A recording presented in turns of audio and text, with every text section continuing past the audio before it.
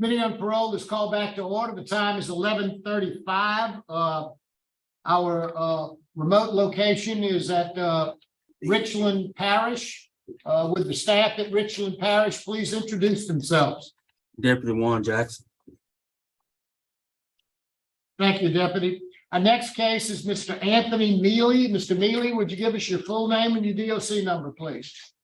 Yes, sir. Anthony Mealey, 340353. Mr. Mealey, I want to explain our process to you. First, I'm going to read some information into the record. Yes, And then sir. I'm going to, we're going to conduct a parole interview with you. You can back up a little bit. You're a little close to the mic. There you go. That's perfect. All right. Yes, sir. Then we're going to conduct a parole interview with you. And then at the appropriate time, you can give a statement, whatever you'd like to say to the board, and then we'll vote. Okay? Yes, sir. Yes, sir. This is the matter of Anthony Mealey, DOC number 340353, date of birth June the 6th of 1973. He's a fourth-time felony offender. He has a parole eligibility date of September the 8th of 2006, an adjusted good time date of April the 5th of 2024, and he is full-term date of March the 28th of 2025. Excuse me, he is serving a 25-year, 2-month, and 8-day sentence on the charges of distribution of cocaine after being adjudicated an habitual offender, attempted possession of cocaine, and theft. He was revoked on the possession of cocaine charge and the theft charges. Is that information basically correct? Yes, sir. Yes, sir. They had used the temp possession against the distribution and made me a second habitual offender. That's Okay. correct, sir. All right. Mr. Mealey, your case was assigned to me, so I'll conduct our interview. How old are you, Mr. Mealey? I'm 50, sir. Okay. And how long have you been in jail on these charges? Since 2000, sir. Okay. So 23, 24 years? Yes, sir. Tell me a little bit about your education and background. Well, sir, I done completed a lot of programs, sir. I done completed Well, let's poor question. How far did you go in school? okay, I went to 10th grade, sir. All right. And did you ever get your GED? No, sir. Did you ever try to get your GED? Yes, sir. And why weren't you able to get your GED? I was at what that is in Angela, Louisiana. I went to the GED class, and they shipped me from there to Hunts, and I got in other programs, anger management, a lot of other programs like. So you just never went back to try to get your GED? No, sir.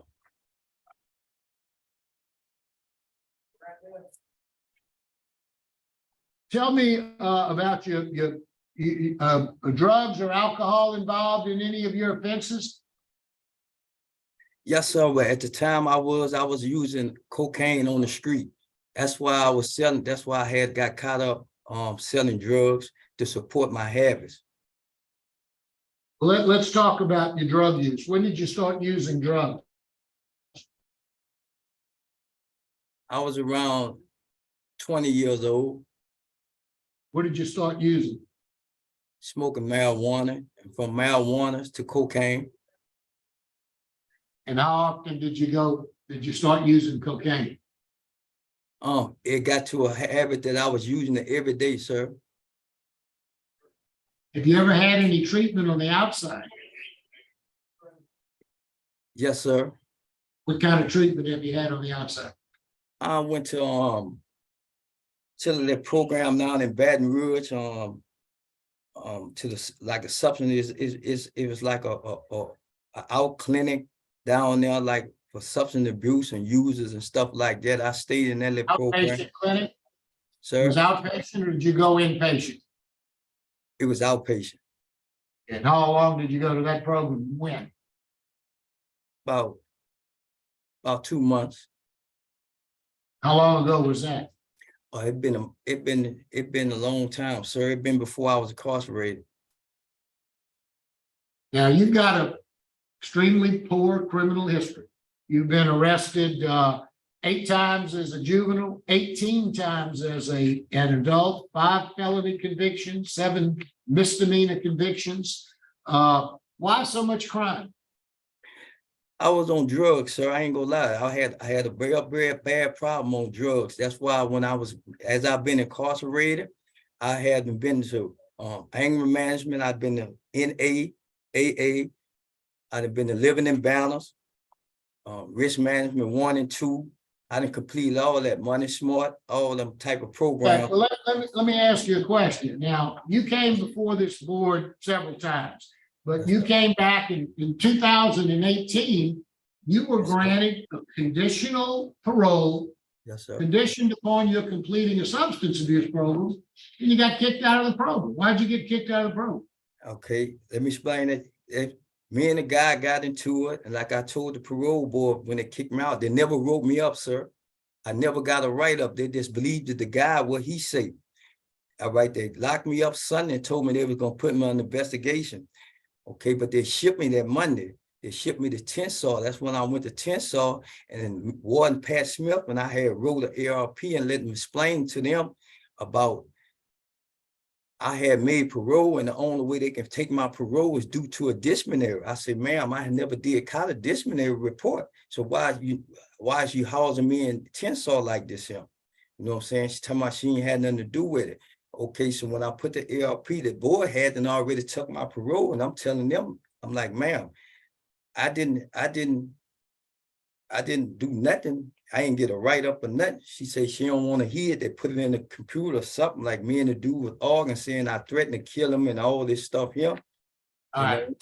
Yes, sir. So what programs have you taken since you were last denied? I think you came before the board in August of 2019 and you were denied. I know you took pre-release 1 and 2, Louisiana Risk Management 1 and 2. What else have you taken? Right, Money Smart. All that was after I was denied. I took Money Smart. Okay. I took Risk Management 1 and 2 after I was denied, and in the Money Smart, and I had just went and completed the pre-release thing in EBR with Mr. Cochran. Y'all have Mr. Cochran down there at EBR. I just completed that. Even though I couldn't earn no good time, I still went to it, the pre-release. And he said, that's You why were talking a minute ago about your disciplinary record. Tell me about your disciplinary record. How many write-ups have you had? I done had about 4 of them. When was your last write-up? The one you were talking about? Yes, sir. But I never, yes, sir. They've been since 2000 and something. Have you ever had a write-up for contraband or drugs? Yes, sir. What drugs you had? You had a Not, write-up no, sir, for drugs?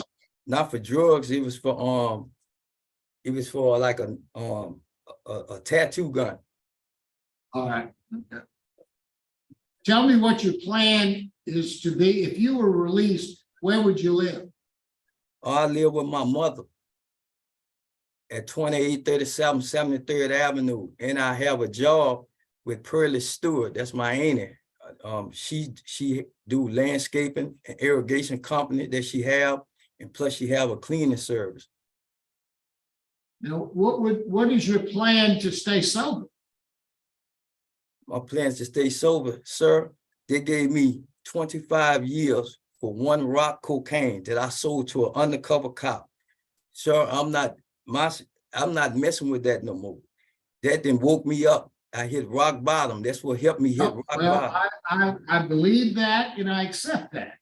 But So, you know, you've been in prison for a long time, 23, 24 years. that's The right. world is changed. You're going to get out there. Things are going to be tough. Your job is going to be this and that, and you're going to think about using drugs again. What's going to stop you? What is your plan to make sure you stay off drugs? You were recommended to go to a long-term substance abuse program because of your drug addiction. Yes. For whatever reason, you didn't make it, you got kicked out. Now, you've taken some programs that discuss substance abuse. So what have you learned and what plan will you put in place to make sure you stay sober when things go bad? Learn my triggers. This was my trigger, sir. I learned by going to AA and Risk Management 1. The first step is admitting that you have a problem, okay, and changing people, places, and things. I learned that, and if you got to find your triggers out. My triggers was alcohol, sir. I used to do alcohol. That's what was triggering me off to lead me from doing one drug to another, and that's what lead me into the using cocaine. Where are you going to be living at? Which city are you going to be living in? I'm going to Baton Rouge, sir. Okay. Well, I'm in Baton Rouge, and I can tell you, almost every place I go to is pushing alcohol. There's alcohol everywhere. You right? Alcohol is one of your triggers. You won't be able to go to a bar. You won't be able to go to a restaurant. So how are you going to be able to make sure that when you go out with your friends who are good people and they order a beer or a mixed drink, you're not going to do that? What is your plan to make sure that don't happen? Don't hang with those type of people. Don't go to that bar. No, look. Huh? You gonna have, there ain't nothing wrong with people who aren't alcoholics from having a drink or two. You go to a restaurant, I don't care who you go with. You can go with your minister, your priest, whoever. They might have a little drink, a little cocktail, glass of wine or something like that. So it ain't just bad people that you hang out with, especially alcohol. Mm-hmm. You go anywhere in Louisiana, especially Louisiana. Yes, sir. You're going to find alcohol. People push it on. Oh, come on, have a drink with me. You ain't going to be friendly with me. Come on, have a little drink. How are you going to be able to stop it? What's your plan? Say no. I got to say no. I know what it's going to do. It's going to lead me back into doing something that I ain't going to have. You mentioned AA. Tell me what you know about AA meetings. Is that something that you think is important? Yes, sir. That's very important. Tell me about that. Is that part of your way of staying sober? Yes, sir. Yes, well, sir. Tell me, what do you plan on going to AA meetings when you get out? Yes, sir. How many AA meetings do you think is important for you to go to? At least once a week, one of them a week. And how long do you think you're going to have to do that? I think I have to do it as long as I can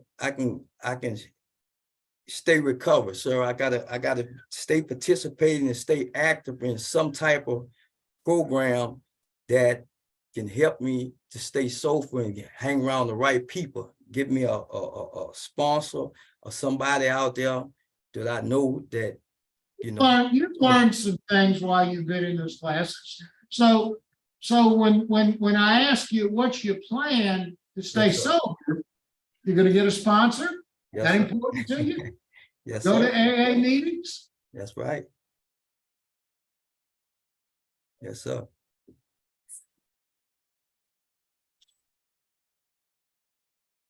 You're classified as a low risk, but your needs on our calculation show that you've got a high need for substance abuse, which means that you really need to make sure you go to your AA meetings regularly. Yes, sir. Okay. Even before any problems. I mean, even when things are good, you got to go to AA meetings. Yes, sir. You're going to be getting out, regardless of what we do today, you're going to be getting out next year before this time. So you've got about 8 or 9 months left. Warden, what can you, who is there with you? Can you tell us anything about Mr. Mealey? No, sir, I don't have any issues as far as write-ups or anything. Good, thank you. Any questions? Yeah, did you ask her about you was in transitional work program and you got removed from there? What happened? I was at they moved me from I was at the little meat market at what there was Manners Meat Market, And That's why due you to were my- working? Due to my help, yes, ma'am, they was trying to put me in Mountains Meat Market in the cold. And due to my help, I have a bullet in my head and I couldn't work in the cold. So that's when they took me away from Mountains Meat Market and sent me up here. Okay, look like you got moved there on November the 29th of 22 to transitional work, and you got removed on February the 16th of 23. So what did you do in between from November to? I was working in the kitchen. They had me in the kitchen and Oh, okay. in the meantime. Okay. Yes, ma'am. So when did you get a job? An outside job, that is, at the work, at transitional work. You got there in November. I know it was the Christmas holidays and stuff, and things might not be been moving much. Yes, ma'am. I went there in November and I had got a job like it was during November, but Oh, good, okay. yes, ma'am. I had got the job then. You know, yes, ma'am. How you been doing, Miss Purr? I ain't seen you in a long time too. I How know, you I doing, too, don't buddy? remember you. I don't Yeah, remember you. Hey, how you doing, Miss Bunny Jackson? Yeah, I'm glad to see you too. okay. Yeah, it's been a minute. It's been a minute. So you, so back to that job. Now, you worked the job for a few months before we started aggravating your condition? Yes, ma'am. They tried out. Yes, ma'am. I did. I worked it like 2 months. And then they pulled me from the job. Then it got really hard. Okay, then I don't want to put words in your mouth, but then it got really hard. That's what you're saying? That's my by me being in the cold, I have a Uh-huh. bullet in my head. And so that's why we removed me for medical condition. Okay. Well, on your records, they put down a disciplinary. So evidently they didn't give you a write-up because you got a hearing today. They didn't give you a write-up, but that's what they show on the transfer screen. Uh-huh. So if you were successful today, you know, how long you been in jail? I was in since 2000. Okay. What would you do? Where would you live and how would you support yourself? I would live in Baton Rouge in Banks at 2837 73rd Avenue. And I'll be working with my auntie Parole Stewart. She have a land. Okay, I remember now. I remember now. You did say that. I'm sorry. I do remember that. Yes, And ma'am. the address you called out is your aunt's house. That's my mother's house there. Mother's house. Yes, ma'am. At 2837 73rd Avenue. Okay. All right. I just want to be clear. All right. That's all I had. All right. Mr. Mealey, anything you'd like to say to the board before we vote?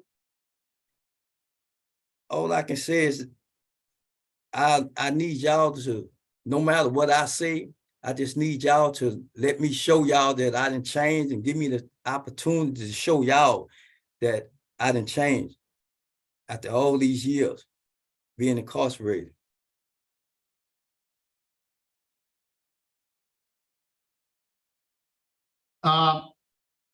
What did you, let me ask, I do have one other question. I note that you lost 45 days of good time. What did you lose that good time?